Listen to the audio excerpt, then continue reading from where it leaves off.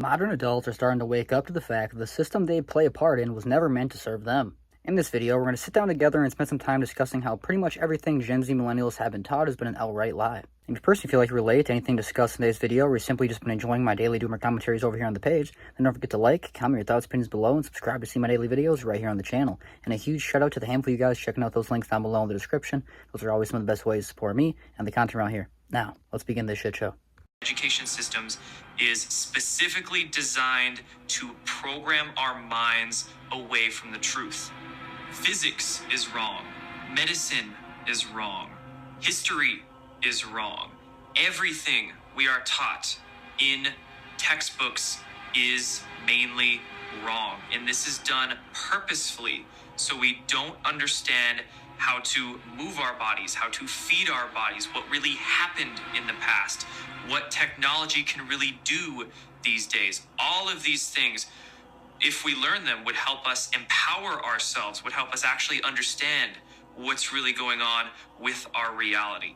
Now, how often do you question what you've been taught? I mean, I'm talking about everything, like the financial system, the education system, hey, even your religion. I mean, I believe, like, I genuinely believe if you don't question your faith, have you really done the outright ideas and logistic and thought process to really believe what you tend to say you believe in?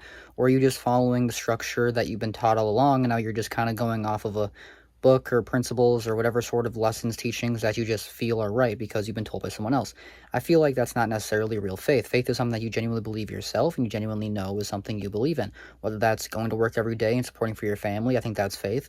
Whether you are supporting for whatever, whether you're like supporting for your children, supporting for your older parents, or whether you're supporting for a society that's, you're trying to, fund a new society that's going to do better for your future generations, or even yourself. Does not matter. It's not that selfish. I mean, we are all still living in this modern day society together here, that is. So it's not that wrong to, want to believe in these things. But many people, we go to work not believing the system's really going to help us out. It's not really right. It's honestly, the money we're putting our tax dollars in is going to war, propaganda, and genocides. It feels like the majority of the stuff that we do, and then all our heroes, quote unquote heroes, seem to be devils in disguise pretending to be fallen angels. So what are your guys' thoughts, opinions? Feel free to let me know down below in the comments. Definitely some mixed opinions here, but I'd love to hear all of them, so feel free to let me know. The school system, they don't want us to learn about money because they just want to pump out good employees that do what they're told. I mean, if you look at school, it's opposite of what it takes to be successful in real life. Don't make a mistake. Do as you're told. Take tests by yourself. Don't cooperate. Do it by yourself. Do it on your own. And the last thing was, there's only one right answer. No, there's tons of answers to a problem. So you come out of school scared to death of making a mistake. You do everything on your own. You don't cooperate. There's no synergy. There's no brainstorming. And there's only one right answer. Everybody wants to get the right answer. There's no one right answer. So I think people come out of school paralyzed. I think the school system is criminal in that it kills a child's spirit of learning. A child goes into school all excited about, yeah, I'm going to learn and it's going to be great. And then the teacher says, sit down and shut up. Don't talk. We don't care what you're interested in. Now, all time throughout history, the rich people on top of the world have always hindered education for the poor. They've always made sure that the poor does not have all of the knowledge that they need to genuinely know the truth of the world or what's really going on. And it's so easy to really convince the whole population what the reality is when they don't know the full truth of everything. And this might sound kind of like, oh, Josh, what are you talking about? Are you just ranting on about some weird hypothesis, some myths and conspiracies about what the world might be about? No, if you really think about everything, I mean, America is built on Freemasonry. It's in the dollar bill. It's in all of our statutes. It's in all of our big, republics. If you really do think about democracy, do you really think that we control by the vote? Isn't it kind of ironic how they kind of made it how it's only two sides anyway? If there was really democracy, wouldn't there be 3, 4, 5 different groups? Well, there is, but there really isn't. So anyway, feel free to let me know down below in the comments. It feels like everything is also meant this way because, then they make sports and then, there's all these things. If you think about hundreds of years ago, history continues to repeat itself, and they give you the circus just to convince you and, kind of like disguise the fall of Rome. You don't really focus on everything that's going on when you're, caught up in your sports betting. Your house is about to be foreclosed on. You can barely even afford food, in your fridge. And when people start questioning this stuff, they make the system harder and harder to survive in. So people don't really have a choice to question. We're forced to focus on survival. And it seems to be the majority of us are barely surviving. So eventually, what's going to happen? Is it going to be like a Nepal Part 2?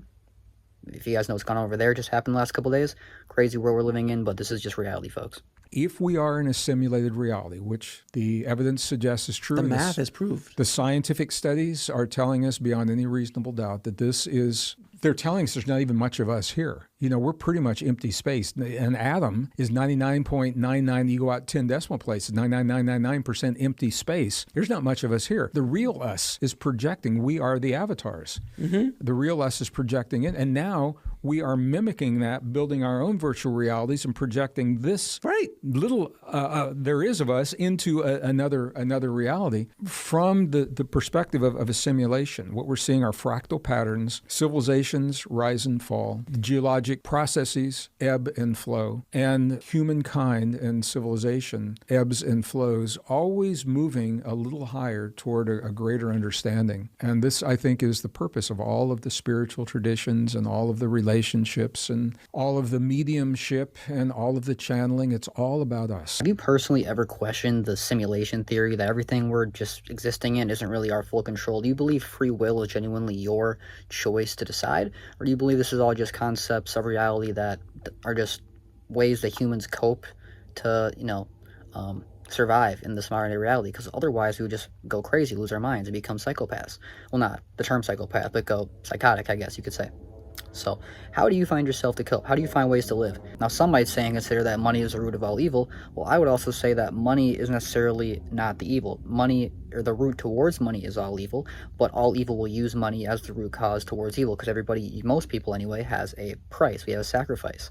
And if you really want to be on the highest of the highest, what are you willing to sacrifice? The people who are willing to sacrifice the most, pretty much willing to sacrifice their morals, are more willing to get on top.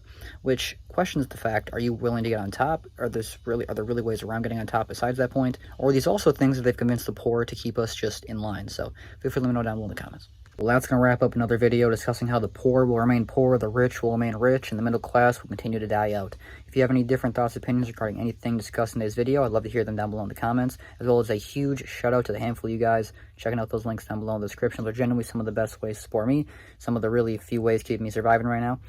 As pathetic and embarrassing as it is to say, you guys know I lost my job a couple weeks ago. I've been looking for other, means of employment, doing some gig work jobs, but it's very hit or miss, very, not very reliant pay schedules. Either way, you guys are the best, and every penny goes such a long way through those donation links down below. I never expected when I started this channel, but you guys insisted that I put them down there, and a couple of you guys definitely showed out and go above and beyond, so that'll always mean the world and will always be much appreciated. So I'm sorry that my uploading schedule has been kind of iffy over the last couple of days. I've been dealing with some mental health stuff, and as bitchy as that says, I don't like to talk about that kind of stuff. It is what it is. It's just the reality of stuff. I'm in my head, so trying to get out of that, trying to deal with the world, and come forth. So here we are. I hope you enjoyed. Hope to see you in the next one. That's it for me today, so bye.